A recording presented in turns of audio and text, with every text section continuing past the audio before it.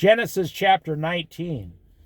The two angels arrived at Sodom in the evening, and Lot was sitting in the gateway of the city.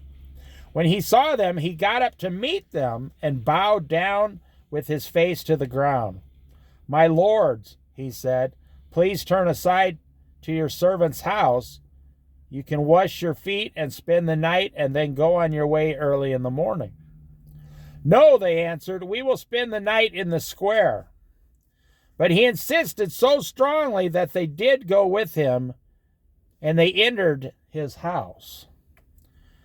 He prepared a meal for them, baking bread without yeast, and they ate.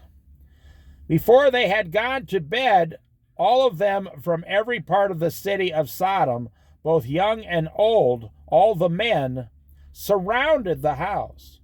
They called to Lot, "Where are the men who came to you tonight? Bring them out to us so that we may have sex with them." Verse number 5. Lot went outside to meet them and shut the door behind him and said, "No, my friends, don't do this wicked thing. Look, I have two daughters who have never slept with a man. Let me bring them out to you, and you can do what you like with them. But don't do anything to these men, for they have come under the protection of my roof." "Get out of our way," they replied. "This fellow came here as a foreigner, and now he wants to play the judge. We'll treat you worse than them." They kept bringing pressure on Lot and moved forward to break down the door. But the man inside reached out and pulled Lot back into the house and shut the door. Then they struck the men who were at the door of the house, young and old, with blindness, so they could not find the door. The two men said to Lot, "Do you have anyone else here? Sons-in-law, sons or daughters, or anyone else in the city who belongs to you? Get them out of here, because we are going to destroy this place. The outcry of the Lord against its people is so great that he has sent us to destroy it."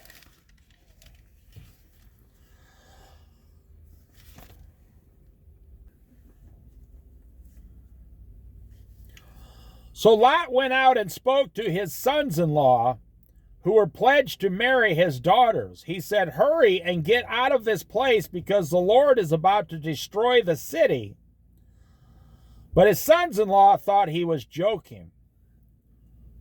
With the coming of dawn, the angels urged Lot, saying, "Hurry, take your wife and your two daughters who are here, or you will be swept away when the city is punished."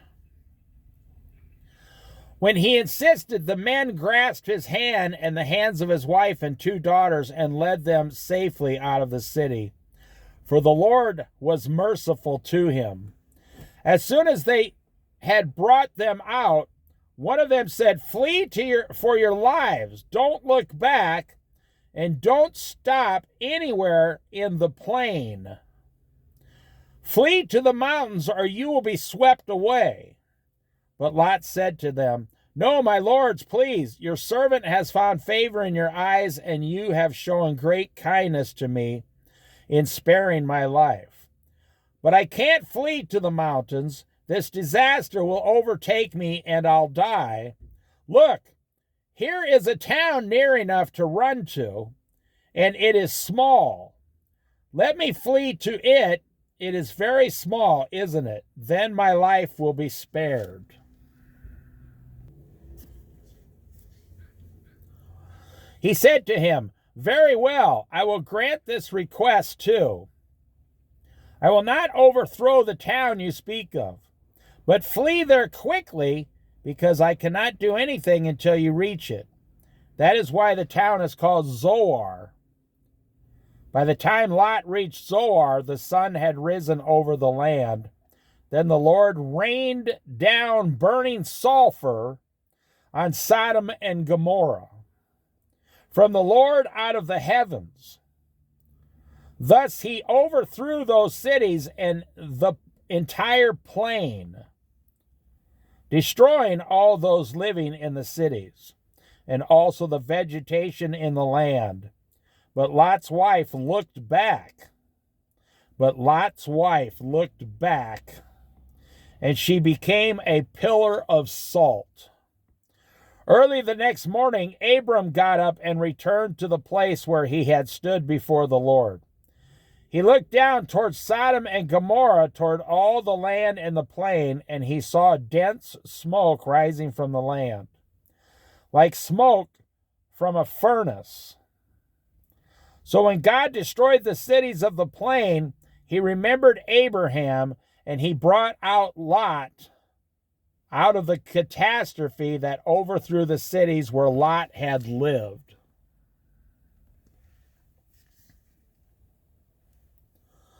Lot and his 2 daughters left Zoar and settled in the mountains, for he was afraid to stay in Zoar.